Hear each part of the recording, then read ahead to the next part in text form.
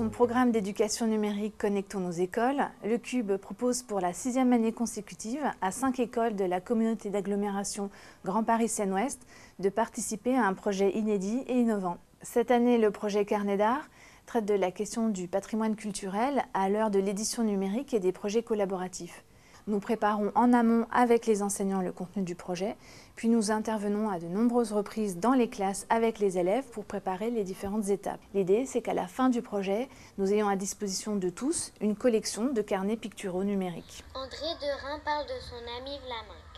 J'ai débuté avec le père Jacomin, un ancien ami de Cézanne. On a travaillé sur un projet qui s'appelle Carnet d'art, où il fallait créer la biographie numérique d'un artiste en rapport avec notre ville. Chacune des communes héritait d'un artiste dont elle devait faire la biographie, montrer les œuvres, expliquer un peu la vie. À la fin, le carnet, c'est un carnet numérique où dedans il y a des photos, des tableaux reproduits, des enregistrements et des vidéos. Le but de ce projet, c'est que chaque ville aura un carnet où il aura mis les renseignements qu'il aura trouvés sur l'artiste qu'il y a dans leur ville.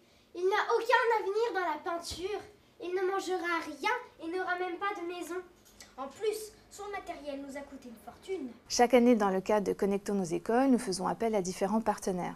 Cette année, nous avons collaboré avec la RMN Grand Palais, qui a mis à disposition des écoles un fonds documentaire riche et dense et qui a également permis à un conférencier de venir traiter de la question de l'impressionnisme dans chacune des classes.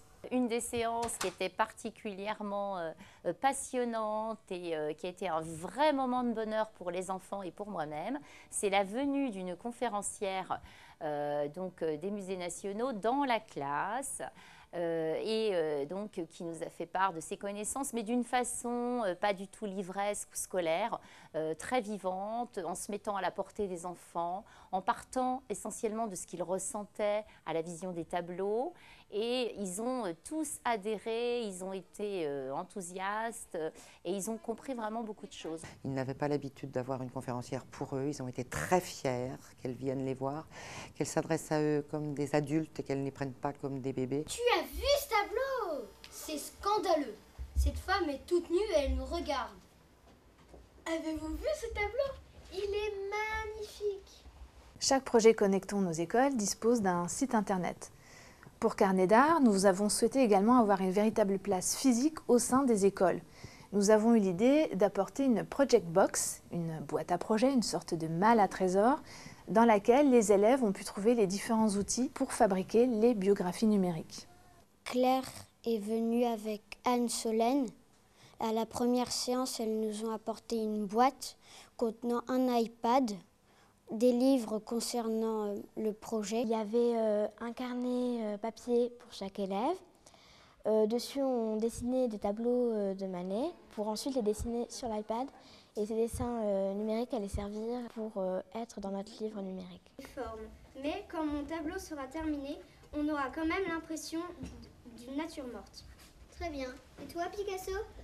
Un des aspects intéressants du projet, c'était aussi la partie, l'aspect mobile, puisque en fait, ça comprenait plusieurs sorties, plusieurs visites à l'extérieur. C'était aussi pour les enfants l'occasion de découvrir finalement un patrimoine qui est juste là, à la portée de chacun et que beaucoup ne connaissent pas. On a pris l'iPad, on a pris des photos de l'étang, on a pris des photos de la maison, des statues, de la maison de son jardinier et son atelier. Ils se sont aperçus qu'ils ne connaissaient pas Corot, qu'ils ne connaissaient qu'un nom, qu'une résidence, mais ils ne voyaient pas du tout le lien avec le peintre. Et leur plus grande fierté était de découvrir que leur village était connu dans le monde entier jusqu'à New York, et les étangs aussi. Donc ils ne voient plus les choses de la même façon.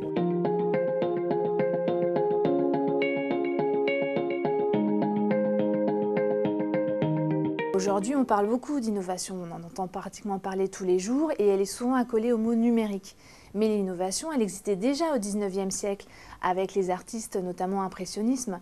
Comment la révolution des transports a fait sortir les artistes du centre de Paris, comment le fait qu'on puisse mettre de la peinture dans des tubes leur permettait aussi de sortir des studios pour aller peindre à l'extérieur.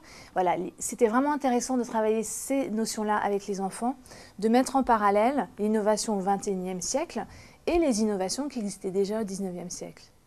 On a appris des choses sur notre fil, sur sur les impressionnistes, comment ils travaillaient, avec quelle peinture. Donc grâce au projet du cube, je me suis plus intéressée à l'impressionnisme et on est allé dans des musées avec ma famille pour voir les véritables œuvres de Manet. Mais voilà.